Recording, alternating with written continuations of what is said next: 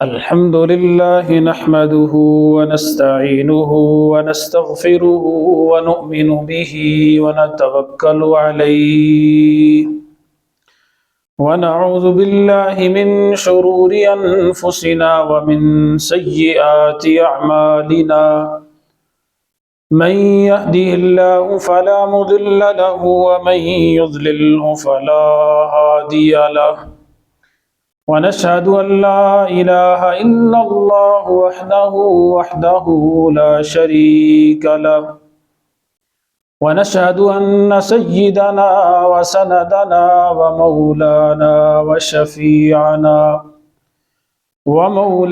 وشفيعنا محمدا عبده ورسوله صلى الله تعالى عليه وعلى آله وأصحابه وبارك وسلم تسليما كثيرا وداعيا إلى الله بإذنه وسراجا منيرا أما بعد فأعوذ بالله من الشيطان الرجيم بسم الله الرحمن الرحيم وضرب الله مثلا قرية كانت آمنة مطمئنة يأتيها رزقها رغدا من كل مكان فكفرت بأنعم الله فأذاقها الله لباس الجوع والخوف بما كانوا يصنعون وقال تعالى في موضع آخر ظهر الفساد في البر والبحر بما كسبت أيدي الناس ليذيقهم بعض الذي عملوا لعلهم يرجعون وقال النبي صلى الله عليه وسلم التائب من الذنب كمن لا ذنب له أو كما قال عليه الصلاة والسلام آمنت بالله صدق الله مولانا العظيم وصدق رسوله النبي الأمي الكريم ونحن على ذلك لمن الشاهدين والشاكرين والحمد لله رب العالمين میرے انتہائی واجب الاحترام بزرگوں اور عزیز بھائیوں، جب سے یہ کائنات بنی ہے اللہ تبارک و تعالی نے مختلف انبیاء، پیغمبروں اور رسولوں کو بھیجا جنہوں نے دنیا میں لوگوں کو رب کا پیغام سنایا۔ ہر زمانے میں اور ہر دور میں ایسے لوگ رہے ہیں کہ جنہوں نے ان انبیاء کی اور رسولوں کی مخالفت کی اور ربانی پیغامات کو ٹھکرایا۔ اللہ تعالیٰ نے ایسے لوگوں پر جو اللہ کے نافرمان اور باغی تھے مختلف قسم کے عذاب نازل فرمائے۔ کئی قومیں تو ایسی تھیں کہ جن کو اللہ تبارک و تعالیٰ نے پانی کے اندر غرق کر دیا، جیسے قوم فرعون تھی۔ کئی قومیں ایسی تھیں کہ جن پر زلزلے آئے اور سب کے سب نیست و نابود ہو گئے۔ یہ تو عمومی عذاب تھا کہ جب اس قوم پر اور ان لوگوں پر نازل ہوا تو سب کے سب لوگ ہلاک اور تباہ و برباد ہو گئے۔ لیکن بڑے عذاب سے اور عمومی عذاب سے پہلے اللہ تبارک و تعالی نے لوگوں کو سمجھانے کے لیے مختلف نوعیتوں کی آفات، بلائیں اور تکالیف، بلیات اور آزمائشیں، قدرتی آفات نازل فرمائیں تاکہ بڑے عذاب سے پہلے لوگوں کو سمجھ آ جائے۔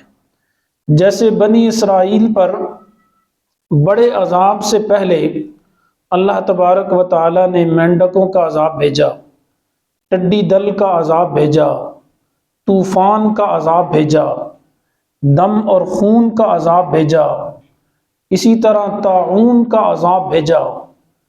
تو دو قسم کے عذاب قرآن و سنت کا مطالعہ کرنے سے معلوم ہوتا ہے کہ اللہ تبارک و تعالیٰ نے قوموں پر نازل فرمائے جو اللہ کے نافرمان اور باغی تھے۔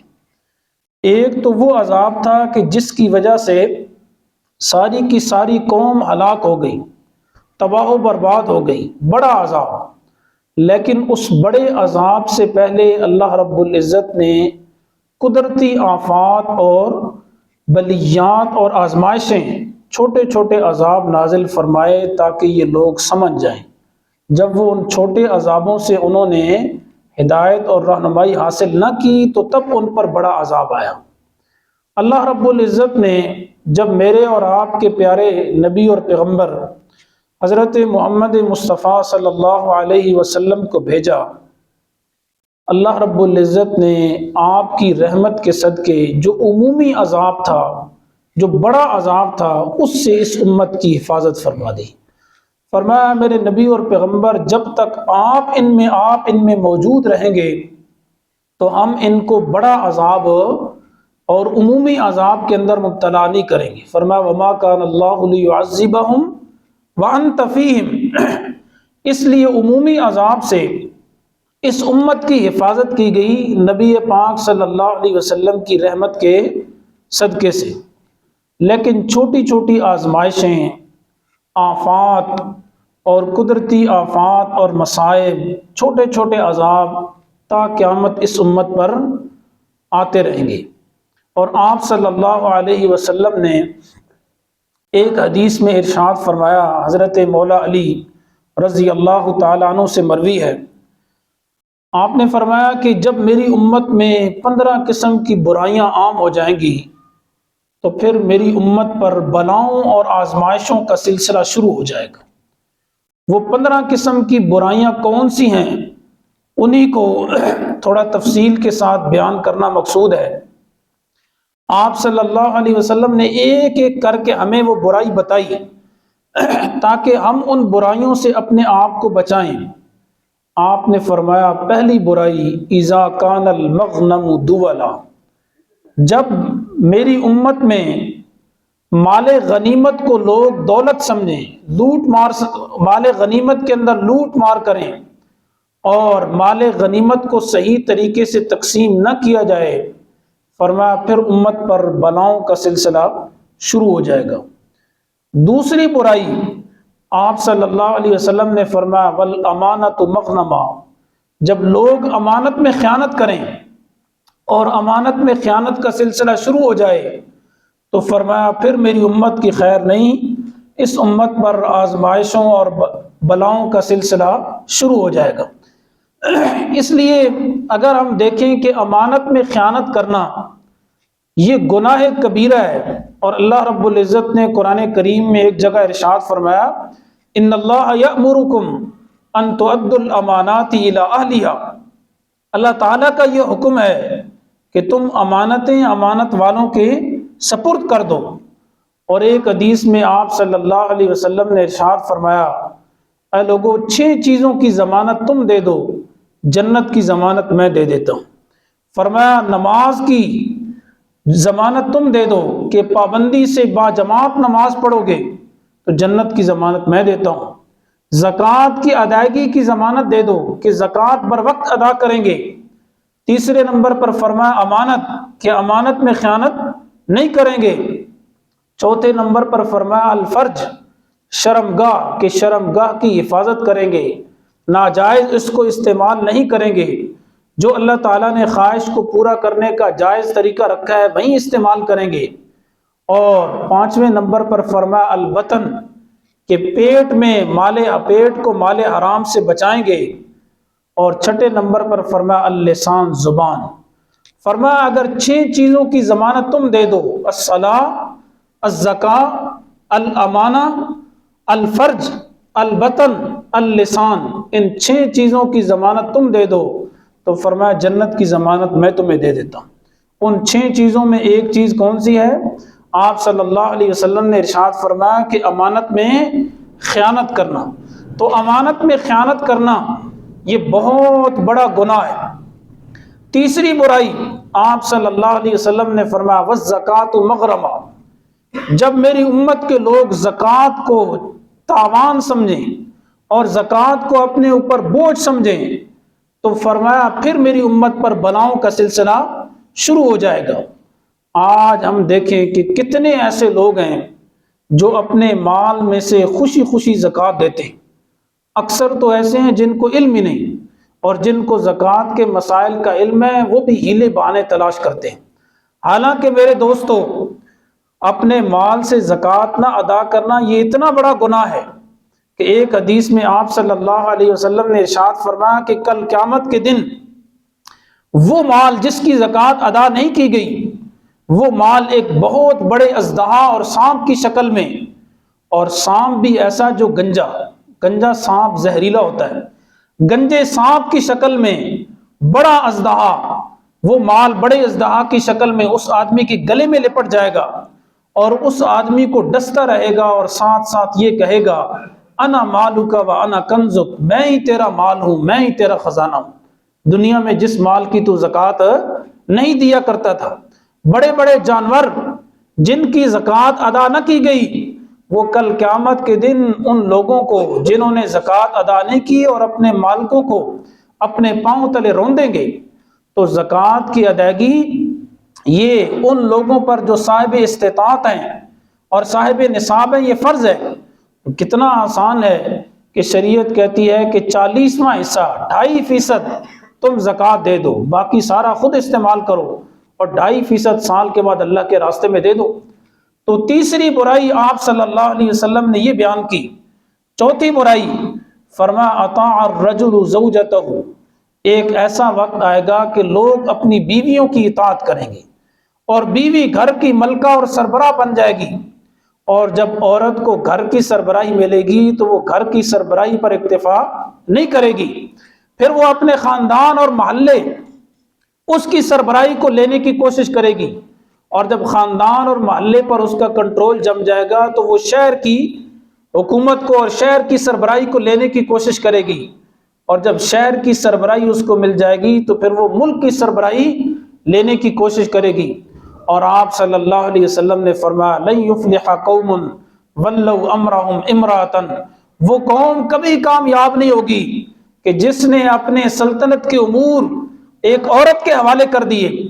تو آپ صلی اللہ علیہ وسلم نے چوتھی برائی یہ بیان کی۔ پانچویں برائی فرمایا وعق امہ، لوگ بیوی کی تو اطاعت کریں گے لیکن اپنی ماں کی نافرمانی کریں گے۔ چھٹی برائی فرمایا بر صدیقہ، دوست سے وفا کریں گے، دوست کے ساتھ بیٹھے ہیں، گھنٹوں گھنٹوں باتیں ہیں، گپ شپ چل رہی ہے، لیکن باپ کے ساتھ جفا ہوگی۔ ساتویں برائی فرمایا جفا اباہ، باپ کے سامنے جائیں گے تو ماتھے پر بل ہوں گے، تیور چڑھے ہوئے ہیں اور بڑے غصے کی حالت میں، باپ اگر کچھ کہہ دے گا تو نوجوان اولاد اس کو سننا گوارا نہیں کرے گی۔ یہ ساتویں برائی۔ اور آپ صلی اللہ علیہ وسلم نے فرمایا آٹھویں برائی یہ ہوگی وَارْتُفِعَتِ الْأَصْوَاتُ فِي الْمَسَاجِدِ، مسجدوں میں لڑائیاں جھگڑے ہوں گے۔ جب مسجدوں میں لڑائیاں جھگڑے شروع ہو جائیں، فرمایا یہ بھی قیامت کی علامت ہے، اور پھر میری امت پر آزمائشوں کا سلسلہ شروع ہو جائے گا۔ آج اب دیکھیں ہر مسجد میں کیا ہے، لڑائی جھگڑا فساد، اور بہت کم ایسی مسجدیں ہیں کہ جو لڑائی جھگڑوں سے کیا ہے محفوظ ہیں۔ تو آپ صلی اللہ علیہ وسلم نے یہ آٹھویں برائی بیان کی۔ نویں برائی فرمایا وَكَانَ زَعِيمُ الْقَوْمِ أَرْذَلَهُمْ، قوم کا جو سردار ہوگا اور قوم کا جو لیڈر ہوگا وہ گھٹیا ترین آدمی ہوگا۔ اور آپ صلی اللہ علیہ وسلم نے ایک حدیث میں ارشاد فرمایا کہ جب تمہارے حاکم حکام وقت اور سلطنت کے حاکم، فرمایا اگر وہ شریف لوگ ہوں، اور فرمایا تمہارے آپس کے معاملات مشورے سے طے ہوں، اور تمہارے مالدار سخی ہوں، تو پھر تمہارا زندہ رہنا مرنے سے بہتر ہے۔ لیکن فرمایا اگر تمہارے حکام وہ گھٹیا لوگ آ جائیں، اور تمہارے جو امیر لوگ ہیں وہ بخیل اور کنجوس بن جائیں، اور تمہارے آپس کے معاملات مشورے سے طے نہ ہوں، تو فرمایا پھر زمین کا بطن، زمین کے نیچے چلے جانا اور مر جانا تمہارے لیے زندگی سے بہتر ہے۔ تو آپ صلی اللہ علیہ وسلم نے یہ نویں برائی بیان کی۔ 10ویں برائی فرمایا کہ اکرم الرجل مخافۃ شرہ، کسی آدمی کا اعزاز و اکرام کیوں کیا جائے گا؟ اس کی شرارت اور ڈر سے بچنے کے لیے کیا جائے گا۔ لوگ دل سے اس کی محبت نہیں کریں گے، صرف اس لیے محبت کریں گے، واہ واہ کریں گے، جی جی سلام کریں گے، تاکہ کہیں کل کے ہمیں کیا ہے، اگر اس کی عزت نہیں کریں گے تو کل کسی ہمیں رگڑے میں ڈال دے گا۔ جیسے لوگ یزید کی محبت، یزید کے کیا ہے، یزید کے حق میں نعرے لگاتے تھے، اور یزید کے سامنے کیا ہے، جنہوں نے کیا کہتے ہیں یزید کا ساتھ دیا۔ اب بہت سارے ایسے لوگ بھی تھے کہ جو یزید کے مخالف تھے، لیکن دیکھا کہ یزید اتنا طاقتور ہے، اگر ہم یزید کی مخالفت کریں گے تو اپنے آپ کو مشقت میں اور تکلیف میں ڈال دیں گے، اس لیے انہوں نے پھر یزید کی کیا ہے، یعنی کھلے عام سر عام انہوں نے مخالفت نہیں کی، حالانکہ اندر سے بہت سارے یزید کے دائیں بائیں جو لوگ رہتے تھے وہ بھی اس کے مخالف تھے کہ یہ غلط کر رہا ہے۔ تو یہ 10ویں برائی، فرمایا کہ کسی آدمی کی عزت اس لیے نہیں ہوگی کہ دل میں عزت ہے، بلکہ اس کی شرارتوں سے بچنے کے لیے عزت ہوگی۔ 11ویں نمبر پر فرمایا غریبت الخمور، شراب عام ہو جائے گی۔ جب میری امت میں شراب عام ہو جائے تو پھر آزمائشوں کا سلسلہ شروع ہو جائے گا۔ اور 12ویں نمبر پر فرمایا لبس الحریر، میری امت کے مرد ریشم کو پہنیں گے، حالانکہ مردوں کے لیے ریشم کا پہننا یہ ناجائز ہے۔ آپ صلی اللہ علیہ وسلم کے پاس ایک دفعہ حضرت علی رضی اللہ تعالیٰ عنہ تشریف لائے، آپ نے ان کو ریشم کا ایک کپڑا دیا، مقصد یہ تھا کہ یہ ریشم کا کپڑا یا تو عورتوں میں تقسیم کر دو یا اس کو بیچ کر اس کی قیمت سے فائدہ اٹھا دو۔ حضرت علی رضی اللہ تعالیٰ عنہ کو مسئلہ معلوم نہیں تھا، واپس گئے، اسی ریشم کو کپڑے کو پہن کر آ گئے حضور کی خدمت میں، کہنے لگے حضور کی خدمت میں آیا تو آپ صلی اللہ علیہ وسلم نے تیز تیز نگاہوں سے مجھے دیکھا، غصے کی وجہ سے دیکھا تو میں فوراً باہر نکل گیا۔ میں نے پوچھا کہ لوگوں سے کہ حضور مجھے کیوں غصے سے دیکھ رہے ہیں؟ تو کہا تجھے نہیں معلوم کہ اللہ نے ریشم کو مردوں کے لیے حلال حرام کیا ہے؟ حضرت مولا علی فرماتے ہیں میں گیا اور واپس جا کر وہی ریشم کا کپڑا عورتوں میں تقسیم کر دیا، جب واپس آیا تو دوسرے کپڑے پہن کر، تو پھر آپ صلی اللہ علیہ وسلم خندہ پیشانی کے ساتھ مجھے ملے۔ تو ریشم استعمال کرنا یہ مرد کے لیے حرام ہے، اسی طرح سونا۔ اور آپ صلی اللہ علیہ وسلم نے 13ویں برائی بیان کی، فرمایا ایک ایسا زمانہ آئے گا واتخذت القینات، کہ گانا بجانا عام ہو جائے، گانے بجانے والیاں عام ہو جائیں گی، ناچنے والیاں، رنڈیاں، جنہیں ہم اپنی زبان میں کنجری کہتے تھے، اور اب لوگ کہتے ہیں جی ایکٹریس ہے، ہاں جی بڑی کیا ہے، بہترین ایکٹر ہے اور بڑا زبردست کیا ہے، ڈانس کرتی ہیں۔ حالانکہ کچھ عرصہ پہلے چلے جائیں، 10 سال 15 سال پہلے تو لوگ کہتے تھے کنجری آ گئی، اور اب لوگوں کیا ہے، ان کے گلے میں ہاتھ ڈالتے ہیں، پھول ڈالتے ہیں، پیسہ نچھاور کرتے ہیں۔ تو ہمارا مزاج بگڑ چکا ہے۔ آپ صلی اللہ علیہ وسلم نے فرمایا کہ گانے بجانے والیاں، ناچنے والیاں یہ عام ہو جائے گی، اور آج کل اس کو سمجھنا کوئی مشکل نہیں، ہر آدمی کے پاس موبائل ہے اور وہ ناچ گانا دیکھ رہا ہے، اور اس کو کوئی برائی بھی نہیں سمجھتا، معیوب بھی نہیں سمجھتا، بلکہ کہتا ہے دادا جی کے پاس موبائل ہے تو میرے پاس بھی ٹچ موبائل ہے، جی دادا بھی موبائل دیکھ رہا ہے جی بستر میں اور رضائی میں گھس کر، اور پوتا بھی دیکھ رہا ہے۔ اگر پوتے کو منع کیا جائے گا پہلے دادے سے لو نا، پھر میں کیا ہے، میں بھی موبائل چھوڑ دوں گا۔ تو آپ نے ارشاد فرمایا کہ ناچنے والیاں عام ہو جائیں گی۔ اور 14ویں برائی فرمایا واتخذت المعازف، گانے بجانے کے آلات عام ہو جائیں گے، ڈھول عام ہو جائے گا، ہاں جی ساز کی کئی قسمیں عام ہو جائیں گی، گانے بجانے کے آلات یہ عام ہو جائیں گے۔ اور 15ویں برائی فرمایا العن آخر هذه الامه اولها، اس امت کے پچھلے لوگ پہلے لوگوں پر لعن طعن کریں گے، حالانکہ پہلے لوگ بہت نیک گزرے، خیر القرون کا دور، صحابہ کا، تابعین کا، تبع تابعین کا، صحابہ کرام جیسی مقدس ہستیوں پر لوگ کیچڑ اچھالیں گے، تابعین جیسی مقدس ہستیوں پر لوگ کیچڑ اچھالیں گے۔ تو آپ صلی اللہ علیہ وسلم نے یہ 15 قسم کی برائیاں گنوائیں، فرمایا اذا کان المغنم دولا، جب مال غنیمت کو کیا ہے، دولت سمجھا جائے، والامانت مغنما، لوگ امانت میں خیانت کریں، والزکوۃ مغرما، زکوٰۃ کو تاوان اور چٹی سمجھیں، واطاع الرجل زوجتہ، بیوی کی اطاعت کریں، آپ کا امہ، ماں کی نافرمانی کریں، بر صدیقہ، دوست کے ساتھ وفا ہو، جفا ابا، باپ کے ساتھ جفا ہو، ورتفعت الاصوات فی المساجد، مسجدوں میں لڑائیاں جھگڑے ہوں، وکان زعیم القوم ارذلہم، قوم کا سردار ان کا گھٹیا اور کمینہ آدمی ہو، اکرم الرجل مخافت شرہ، کسی آدمی کا اعزاز و اکرام اس کی شرارت سے بچنے کے لیے کیا جائے۔ غربت الخمور، شراب عام ہو جائے۔ لبس الحریر، میری امت کے مرد ریشم پہنے۔ واتخذت القینات، گانے بجانے والیاں عام ہو جائیں۔ والمعازف، گانے بجانے کے آلات عام ہو جائیں۔ وَأَلْعَنَ آخِرُ هَذِهِ الْأُمَّةِ أَوَّلَهَا، اور اس امت کے پچھلے لوگ پہلے لوگوں پر لان تان کریں۔ فرمایا جب یہ 15 برائیاں عام ہو جائیں، فَلْيَرْتَقِبُوا عِنْدَ ذَلِكَ رِيحًا حَمْرَاء، پھر انتظار کرو سرخ آندیاں چلیں گی۔ مسخن، تمہاری شکلیں مسخ ہو جائیں گی۔ اور فرمایا خسفن، تمہیں زمین کے اندر دسا دیا جائے گا۔ ایک روایت میں فرمایا کہ آسمانوں سے تمہارے اوپر پتھروں کی بارش آئے گی، اور میری امت پر آزمائشوں کا سلسلہ اس طرح لگاتار شروع ہوگا جیسے تسبیح کا دھاگا ٹوٹ جائے تو یکے بعد دیگرے تسلسل کے ساتھ دانے گرتے ہیں۔ فرمایا اسی طرح میری امت پر پے در پے تسلسل کے ساتھ آزمائشوں کا سلسلہ شروع ہو جائے گا۔ میرے دوستوں، آج ہم دیکھیں یہ 15 قسم کی برائیاں ہمارے اندر پائی جاتی ہیں کہ نہیں پائی جاتی؟ پائی جاتی ہیں۔ اب لوگ کہتے ہیں کہ جی یہ زلزلے کیوں آتے ہیں؟ جی یہ مسلمان ہی آزمائش کے اندر کیوں ہیں؟ جی کبھی طاعون، کبھی کرونا آ گیا، کبھی ڈینگی آ گیا، کبھی زلزلہ آ گیا، کبھی سیلاب آ گیا، کبھی کیا پریشانی ہے، کبھی کیا پریشانی ہے، کبھی برے حاکم آ گئے۔ تو لوگ، بہت سارے لوگ اس کو عذاب الہی نہیں سمجھتے، وہ یہ سمجھتے ہیں کہ یہ بد انتظامی ہے۔ ہماری حکومت کیا ہے، وہ صحیح طریقے سے اس نے انتظام نہیں کیا، بلڈنگ صحیح نہیں بنائی گئی، جی وائرس کو کنٹرول کرنے کے لیے کوئی حفاظتی اقدامات نہیں کیے گئے، تو بد انتظامی ہے، یہ عذاب الہی نہیں۔ حالانکہ میرے دوستو، قرآن سے معلوم ہوتا ہے کہ یہ عذاب الہی ہے، یہ بد انتظامی نہیں ہے۔ اگر ہم تھوڑی دیر کے لیے مان لیں کہ یہ بد انتظامی ہے، تو برا منتظم اور برا حاکم یہ بھی عذاب الہی کی ایک صورت ہے۔ جب ہمارے اوپر برے حاکم مسلط ہو جائیں اور برے منتظم مسلط ہو جائیں تو یہ بھی عذاب الہی کی میرے دوستو ایک صورت ہے۔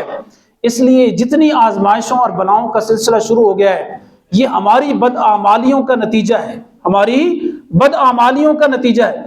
پھر لوگ یہ سوال کریں جی کافروں کو تو کچھ نہیں ہوتا، ان کے ہاں تو زنا عام ہے، شراب عام ہے، لیکن کافروں پر تو کیا ہے، زلزلے نہیں آ رہے، مسلمان ہی زد میں کیوں ہیں، ان پر یہ بیماریاں نہیں آ رہی جو مسلمانوں پر آ رہی ہیں۔ تو میرے دوستو دیکھو، اللہ تعالیٰ نے کافروں کو مہلت دی ہے۔ حدیث میں آتا ہے کہ کافر مومن، دنیا جو ہے نا کافر کے لیے جنت ہے اور مومن کے لیے قید خانہ ہے۔ اس لیے اللہ رب العزت نے کافر کو دنیا میں زیادہ ڈھیل دے رکھی ہے، جی اس کو کیا ہے، بہت زیادہ مال و دولت دے دیا، عیش و عشرت دے دیا، ان آزمائشوں سے اسے محفوظ رکھا۔ کیوں؟ اس لیے کہ آخرت میں اس کے لیے جہنم اور عذاب الہی تیار ہے، اور مسلمانوں کو جھنجھوڑا جا رہا ہے۔ اور اس کا دوسرا جواب یہ بھی ہے کہ کافر ہم سے زیادہ پریشان ہیں۔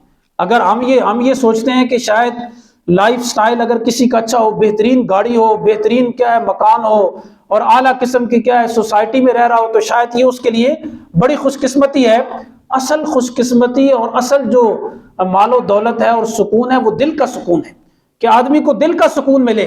لیکن کفار کے ہاں ہم دیکھتے ہیں کہ باوجود تمام اسباب عیش و عشرت کے، ان کے ہاں وہ یعنی ذہنی سکون نہیں۔ اس لیے آپ دیکھتے ہیں کہ سب سے زیادہ خودکشی اس کی شرح کہاں پر ہے؟ مغرب میں ہے۔ سب سے زیادہ اولڈ سینٹر کہاں پر بنے ہوئی ہیں؟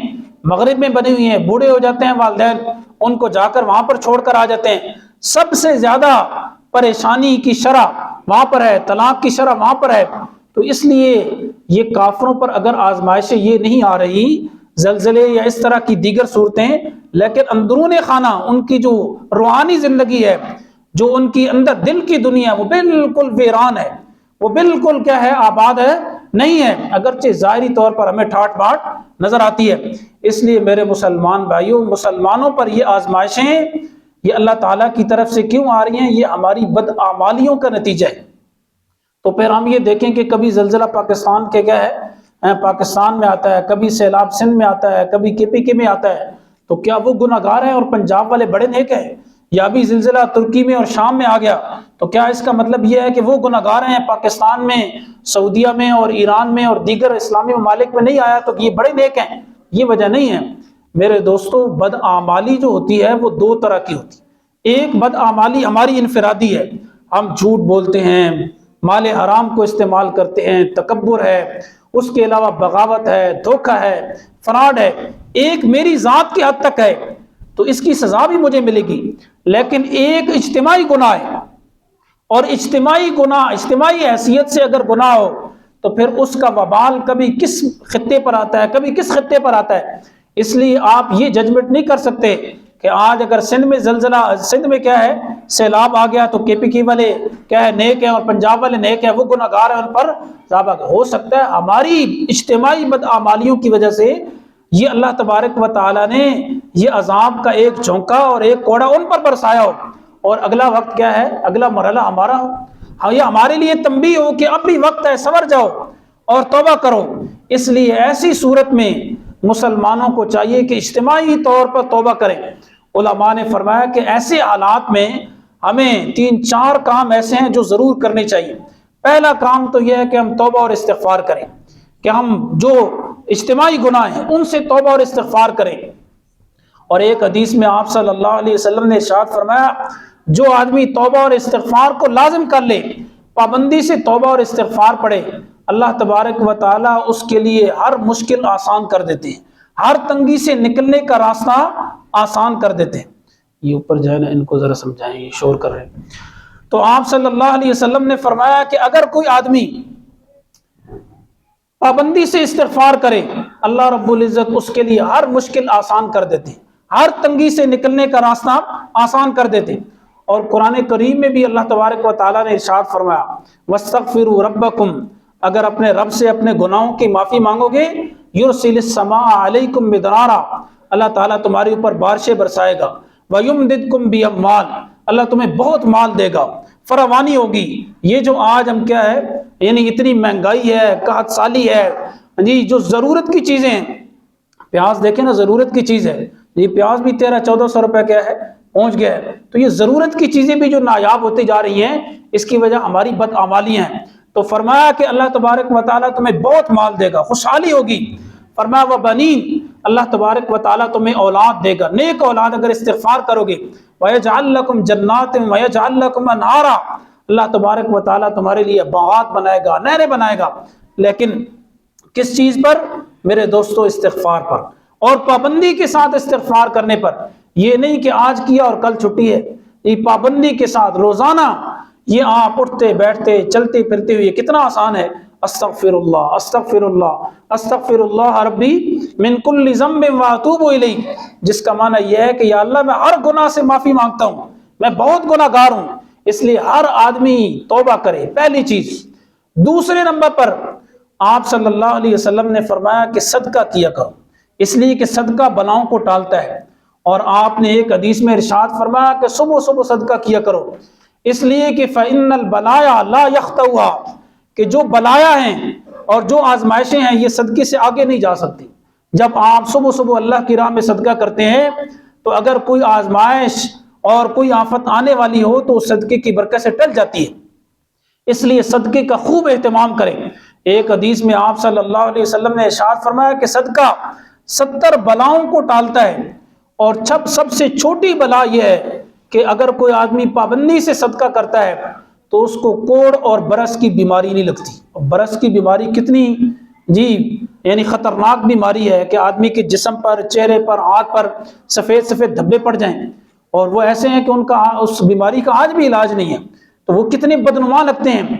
آپ صلی اللہ علیہ وسلم نے فرمایا اگر تم صدقہ کرو تو یہ 70 بلاؤں کو دور کرتا ہے، اور سب سے چھوٹی بلا کیا ہے کہ کبھی کوڑ اور برس کی بیماری نہیں لگی۔ اگر ہمیں آپ صلی اللہ علیہ وسلم کی ان باتوں پر صحیح معنوں میں یقین ہو جائے اور ہم یقین کرنے والے بن جائیں تو اللہ تبارک و تعالی ہماری یہ دنیا کی زندگی بھی راحت والی بنا دے گا، آخرت کی زندگی بھی راحت والی بنا دے گا۔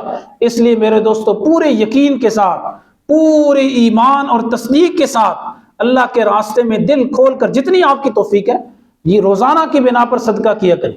روزانہ کوشش کریں کہ کام کاج کرنے سے پہلے، نوکری پر جانے سے پہلے، دفتر میں جانے سے پہلے، سکول جانے سے پہلے تھوڑا سا صدقہ کیا ہے کسی غریب مسکین کو دے دیا، یا عطیے کی صورت میں مسجد کے ڈبے میں دے دیا۔ جو نفلی صدقہ ہوتا ہے تو وہ مسجد کے فنڈ کے اندر بھی لگ سکتا ہے، کسی کو دے دیں کہ اللہ تبارک، یہ آپ کا اور اللہ کا معاملہ ہو کہ آپ نے صدقہ دیا، بس آپ کو پتہ ہے، آپ کے رب کو پتہ ہے، تو جتنی آپ کی توفیق ہے۔ دوسرے نمبر پر علماء فرماتے ہیں کہ صدقہ کرو، اور تیسرے نمبر پر علماء فرماتے ہیں کہ ایسی بلاؤں سے اور ایسی آزمائشوں سے بچنے کے لیے ضروری ہے کہ درود پاک پڑھیں۔ جتنا ہم کثرت کے ساتھ درود شریف پڑھیں گے تو یہ آزمائشیں اور یہ آفات ہم پر نہیں آئیں گی۔ اس لیے ایک حدیث میں آپ صلی اللہ علیہ وسلم سے ایک صحابی نے پوچھا کہ یا رسول اللہ، میں اپنی دعا میں کتنا حصہ، یعنی جب میں دعا کرتا ہوں تو کتنا حصہ آپ پر درود پڑھوں؟ کیا میں اپنی دعا کا ایک حصہ یعنی آپ پر درود پڑھوں اور پھر باقی 3 حصے میں مانگوں جو اللہ سے مانگنا ہے؟ تو حضور نے فرمایا کہ جو آپ کی مرضی ہے، لیکن اگر آپ زیادہ کر دیں تو بہتر ہے۔ اس صحابی نے کہا یا رسول اللہ، میں اپنی دعا کا آدھا حصہ آپ پر درود پڑھوں گا، تو کیا یہ ٹھیک ہے؟ حضور نے فرمایا ٹھیک ہے، لیکن اگر زیادہ کر دو تو بہتر ہے۔ فرمایا یا رسول اللہ، میں آج کے بعد اپنی دعا کے 3 حصے آپ پر درود شریف پڑھوں گا اور ایک حصے میں اپنے رب سے مانگوں گا جو کچھ مجھے مانگنا ہے۔ تو آپ نے فرمایا بہتر ہے، لیکن اگر زیادہ کر دو تو اور اچھا ہے۔ کہا یا رسول اللہ، میں اپنی ساری دعا میں درود ہی پڑھتا رہوں گا، ساری دعا میں درود شریف ہی پڑھتا رہوں گا۔ حضور نے فرمایا پھر تیری ساری پریشانیاں دور ہو جائیں گی۔ ہاں، تو مانگے گا نہیں، بغیر مانگے اللہ تجھے عطا کریں گے۔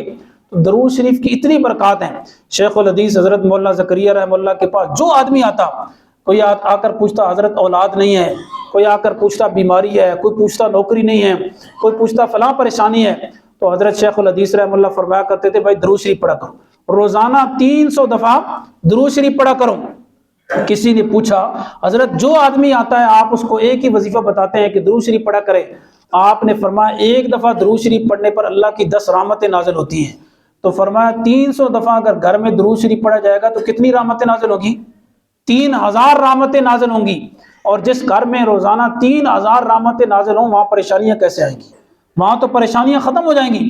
اس لیے خود بھی اپنے بچوں کو، اولاد کو، اپنی عورتوں کو اس چیز کا پابند بنائیں کہ درود شریف ہم کثرت کے ساتھ کیا ہے پڑھیں گے۔ تو اگر ہم یہ 3 کام کریں کہ تقویٰ کی زندگی اختیار کریں، توبہ اور استغفار کو کہ توبہ اور استغفار والی زندگی اپنائیں، اور دوسرے نمبر پر صدقہ پابندی سے کریں، جتنا اگر 1 روپے کی گنجائش ہے تو 1 روپے کریں، 10 کی گنجائش ہے تو 10 روپے روزانہ کریں، 100 کی گنجائش ہے تو 100 روپے روزانہ کریں، جتنی آپ کی توفیق ہے۔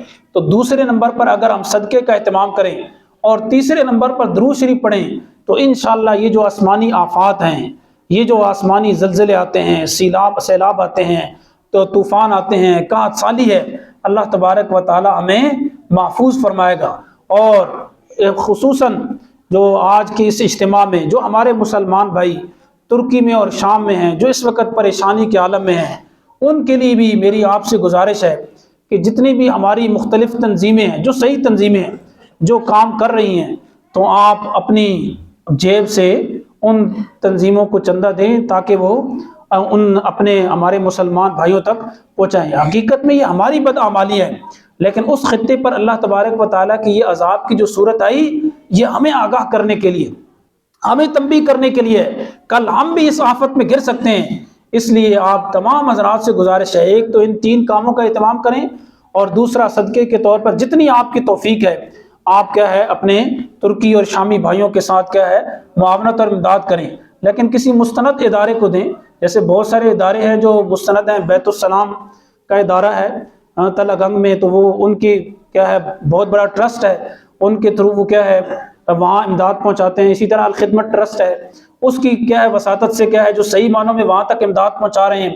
یا اور اگر حکومت نے کوئی ایسا معتبر ادارہ قائم کیا ہے کہ آپ کو پورا اطمینان ہے کہ ہماری امداد وہاں تک پہنچے گی، تو آپ یہ نہ دیکھیں کہ میرے 10 روپے سے کیا بنے گا، میرے 100 اور 1000 سے کیا بنے گا، وہاں تو لاکھوں آدمی متاثر ہے۔